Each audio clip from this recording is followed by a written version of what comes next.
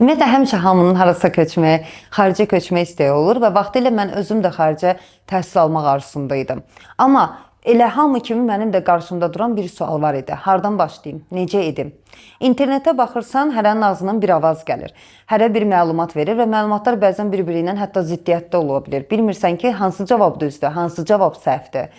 Girirsən ChatGPT-yə və ya süni intellektə, süni zəka onsuz da məlumatları internetdən götürür və ona görə də sizə fərdi yanaşmaya bilir. Sizin vəziyyətinizə uyğun olmayan cavablar verə bilir.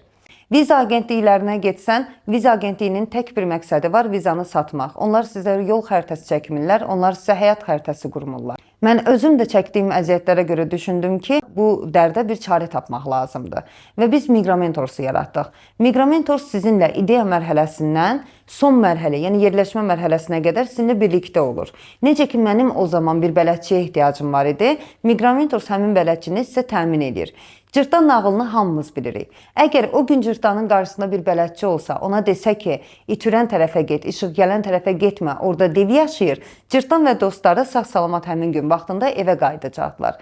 Eləcə də mənim bir bələdçiyə ehtiyacım var idi ki, daha az xərcim çıxsın, daha düzgün məlumatlarla yola çıxım və getdiyim yer haqqında daha doğru düzgün məlumatlarım olsun. Bəzən biz forumlara yazırıq, bəzən qruplarda yazırıq. Getmək istədiyimiz ölkədəki şəxslərdən maraqlanmağa çalışırıq. Orada həyat necədir, qiymətlər necədir? Mən ora gəlsəm itirmərəm ki, dəyər dəyməz, mən ora gəlib iş tapa bilərəmmi? Və bütün bu suallara cavab verə biləcək şəxsi də həmişə tapa bilmirik. Və ya bir misal da çəkim. İki qardaş, hər ikisi eyni dil bilgisi, eyni ailədən çıxıblar, eyni təhsilləri var, eyni maliyyə imkanları, eyni yerə köçürlər. 2 il sonra gedib baxsaz, hər ikisinin həyatı çox fərqli şəkildə formalaşır.